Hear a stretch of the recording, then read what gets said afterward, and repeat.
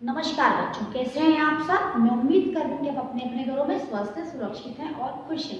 देखिए बच्चों, हम कर रहे थे हमारा पाठ 16 चिट्ठी के अक्षर, जिसमें हमने जाना कि कैसे एक सिपाही जिनका नाम था महिपाल सिंह सेना में शत्रु से युद्ध लड़ते वक्त अचानक से एक बम फटने की वजह से अपना दाहिना हाथ खो देते हैं, अर्थात अपना राइट हैंड खो देते हैं और लेफ्ट हैंड से निरंतर प्रयास करते हुए, लगातार प्रयास करते हुए अपने परिश्रम के बल पर अपनी हैंडराइटिंग को इतना अच्छा बना लेते हैं कि उनकी जो लिखावट होती है वो लगती है जैसे सांचे में ढले हुए अक्षर।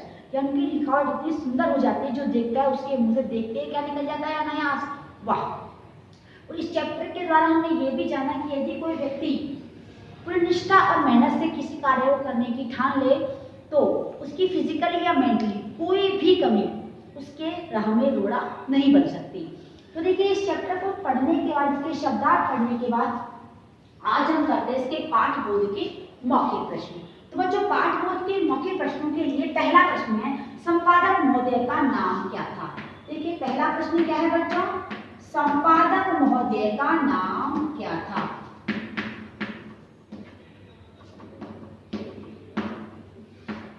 का नाम क्या था। अब यदि आपको पता है कि संपादक महोदय का नाम था महिपाल सिंह, तो हम लिखेंगे संपादक महोदय का नाम क्या था बच्चों। संपादक महोदय का नाम था महिपाल सिंह का नाम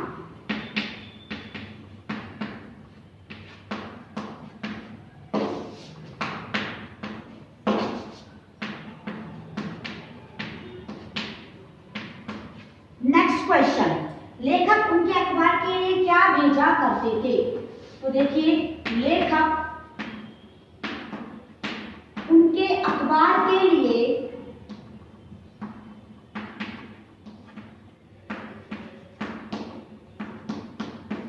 क्या भेजा करते थे।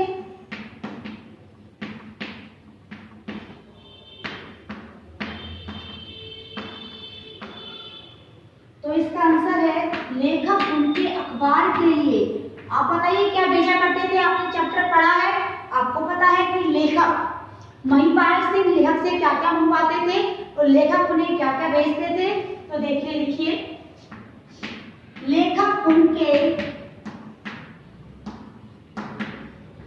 अखबार के लिए कविताएं क्या भेजते थे, कविताएं तथा कहानियां। जो संपादक महोदय मांगते थे, यदि वो अपनी चिट्ठी में कविताएं मांगते थे तो वो कविताएं भेजते थे, यदि वो अपनी चिट्ठी में कहानियां मांगते थे तो कहानियां भेजा करते थे। समझ में आया इसका आंसर। लेखक संपादक महोदय के अखबार के लिए कहानियां और कविताएं दोनों लिखकर भेजा करते थे। अब देखिए इसका थर्ड क्वेश्चन। थर्ड क्वेश्चन देखिए बच्चों है, लेखक संपादक महोदय से कब मिले। लेखक संपादक महोदय से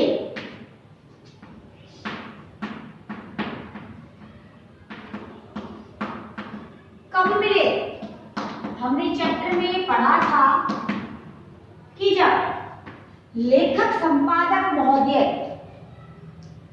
के घर की तरफ गए थे। कब गए थे, एक शादी समारोह में सम्मिलित होने। तो लिखिए, जब लेखक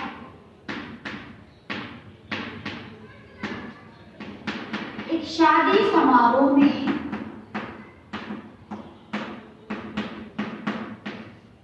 शादी समारोह यानी शादी का फंक्शन, शादी समारोह में सम्मिलित का बताया था मैंने शब्दार्थ में आपको। सम्मिलित का अर्थ होता है शामिल होना। जब लेखक एक शादी समारोह में सम्मिलित होने संपादक जी के घर की तरफ गए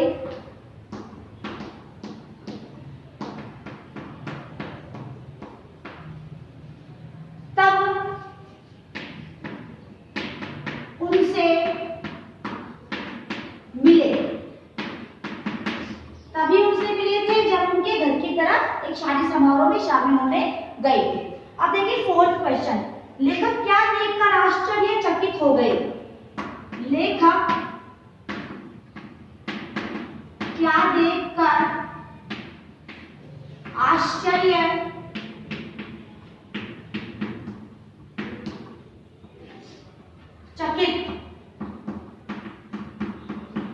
हो गए? देखिए लेखक ने ऐसा क्या देखा कि लेखक को आश्चर्य हुआ संपादक महोदय से मिलकर। तो देखिए लेखक ने क्या देखा था? लेखक ने देखा था कि संपादक महोदय का दाहिना हाथ नहीं था, संपादक महोदय का दाहिना हाथ नहीं था और वो बाएं हाथ से अपने सारे काम करते थे। संपादक महोदय का दाहिना हाथ नहीं था। देखिए देखिए संपादक महोदय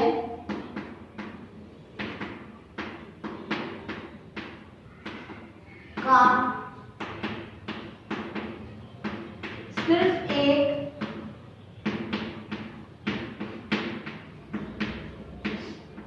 बायां हाथ देखकर लेखक आश्चर्यचकित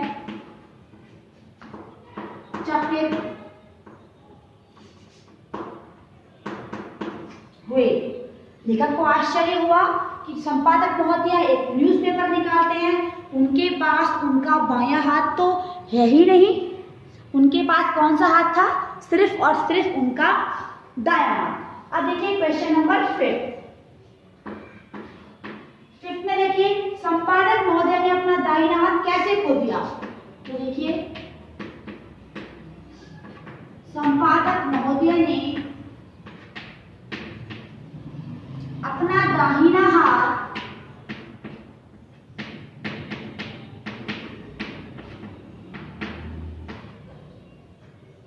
कैसे खोया?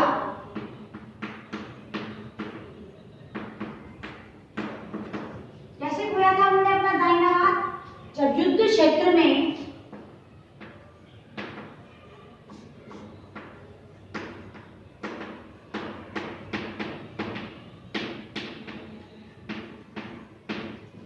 करते समय शत्रु से युद्ध करते समय, जब युद्ध क्षेत्र में शत्रु से युद्ध करते समय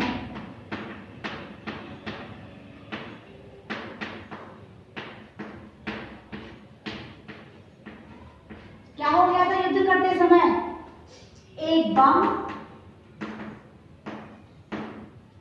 संपादक महोदय के दाहिने हाथ के पास फटा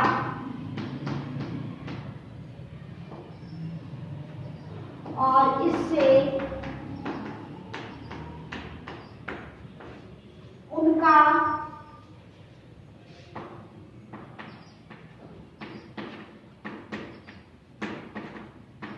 दायां हाथ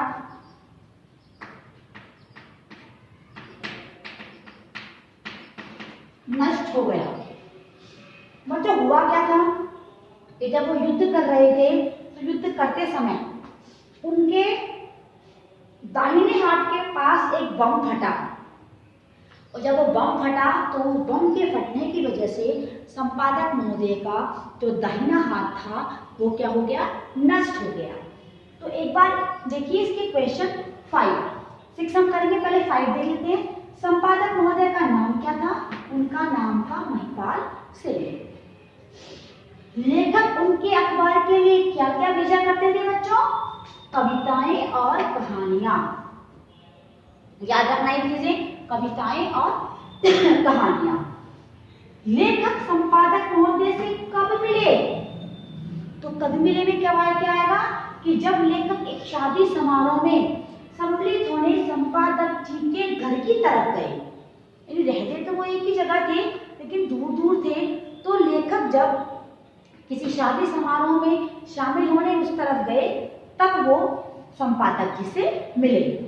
नेक्स्ट क्वेश्चन, आश्चर्यचकित क्यों लेखक इसलिए हुए थे क्योंकि जिस व्यक्ति की लिखावट देखकर उनके मुंह से अचानक वह निकला, उस व्यक्ति के तो दाहिना हाथ था ही नहीं, यानी ऑलमोस्ट लोगों का दाहिना हाथ वर्क करता है और इसी की वजह से उनकी हैंडराइटिंग बहुत अच्छी होती है। बहुत कम लोग बाएं हाथ से काम करते हैं और उनकी हैंडराइटिंग अच्छी हो जरूरी नहीं है। बाएं हाथ से काम करने वाले की हैंडराइटिंग ठीक भी हो सकती है और नहीं भी हो सकती है, लेकिन एक ऐसा व्यक्ति जिसके लिए हम माइंड में एकदम इमेज बना लेते हैं कि भाई जिससे कोई वो ऐसा होगा, उसकी राइटिंग ऐसी है तो वो ऐसा होगा, वो दिखता ऐसा होगा, ये वो अपने आप इमेज बन जाती है। लेकिन जब लेखक ने संपादक जी से मिलकर उनको देखा तो जो उनके दिमाग में उनकी इमेज बनी हुई थी वो एकदम से क्या हो गई, लड़खड़ा गई। क्यों लड़खड़ा गई? क्योंकि लेखक के दिमाग में ये बात कतई नहीं थी कि संपादक जी का दायां हाथ होगा ही नहीं। संपादक जी के दायां हाथ था ही नहीं, वो अपने बाएं हाथ से इतनी सुंदर लिखावट लिखते थे। इसको देखकर लेखक आश्चर्यचकित हुआ कि उनके दाहिना हाथ था ही नहीं, उनके सिर्फ एक हाथ था, वो भी कौन सा, बायां हाथ। एक क्वेश्चन देखिए, 5th क्वेश्चन, संपादक महोदय ने अपना दाहिना हाथ खोया कैसे? कैसे खोया था बच्चों? जब वो युद्ध कर रहे थे शत्रु से युद्ध भूमि पर, तब एक बम फटा उनके दाहिने हाथ की तरफ और उससे उनका दाहिना हाथ क्या हो गया बच्चों, नष्ट हो गया। अब देखिए इसका क्वेश्चन नंबर 6 करते हैं बच्चों। क्वेश्चन नंबर 6 क्या है? देखिए, संपादक महोदय की सुंदर लिखाई का श्रेय किसे जाता है? तो देखिए इसका आंसर, संपादक महोदय की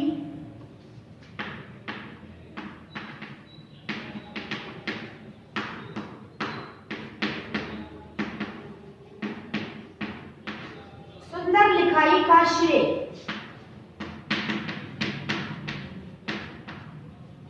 किसे जाता है?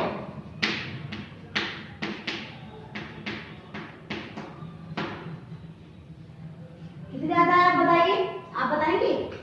संपादक महोदय की जो लिखाई थी वो इतनी सुंदर कैसे हो गई, बताइए आप। परिश्रम करने से, लगन से और लगातार अभ्यास करने से। तो हम लिखेंगे इसका आंसर, संपादक महोदय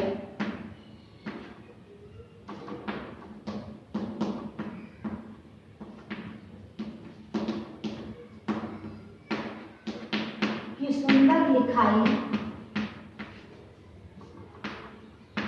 का श्रेय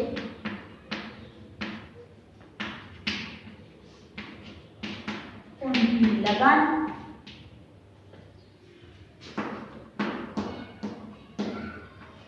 मेहनत तथा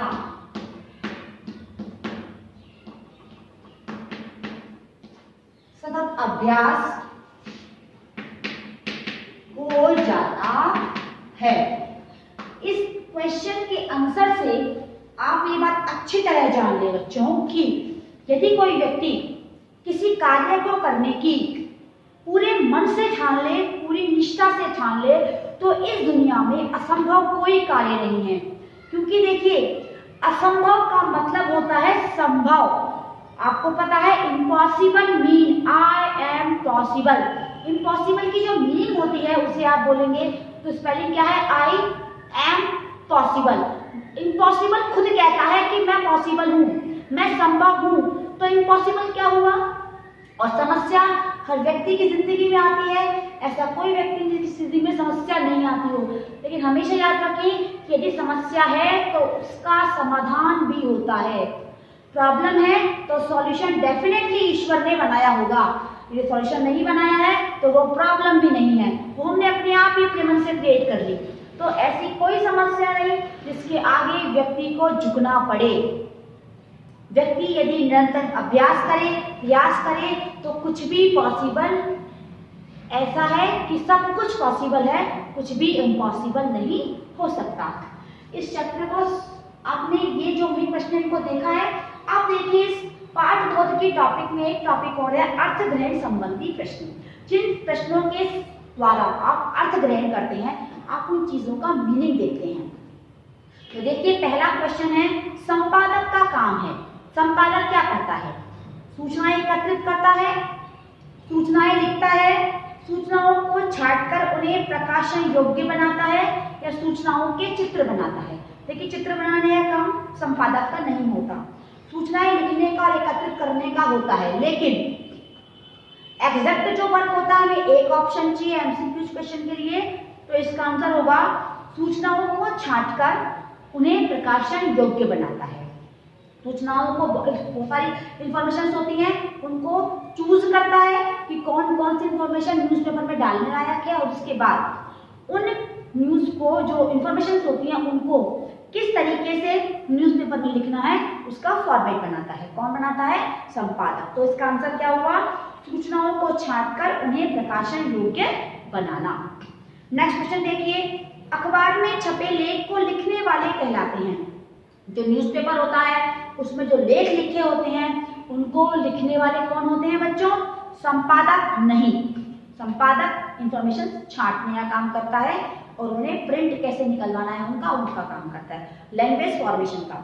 संवाददाता कौन होता है? संवाददाता जो होता है जो न्यूज़ें लाते हैं वो सब। पाठक कौन होता है? समाचार पत्र को पढ़ने वाला। और लेखक कौन होता है? जो हमारे क्वेश्चन का आंसर है, छपे लेख को लिखने वाला। न्यूज़पेपर में जो लेख लिखे होते हैं उन्हें लिखने वाला कौन होता है? लेखक।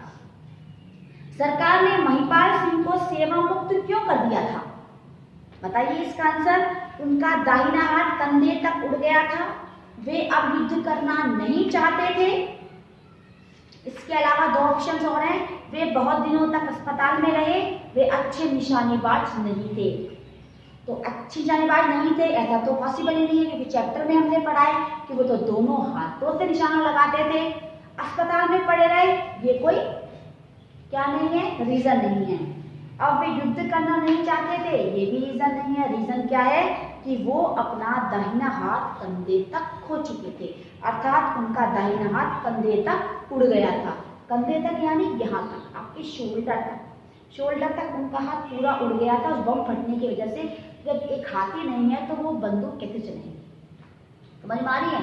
तो आज हमने इसके मौखिक प्रश्न और अर्थग्रहण संबंधी प्रश्नों को डिस्कस किया है। आप इन मौखिक प्रश्नों को अपनी कॉपी में नोट डाउन करें, इनको समझें और साथ ही साथ इनको लर्न करें। आज की क्लास में इतना ही बच्चों। Thank you and have a nice day.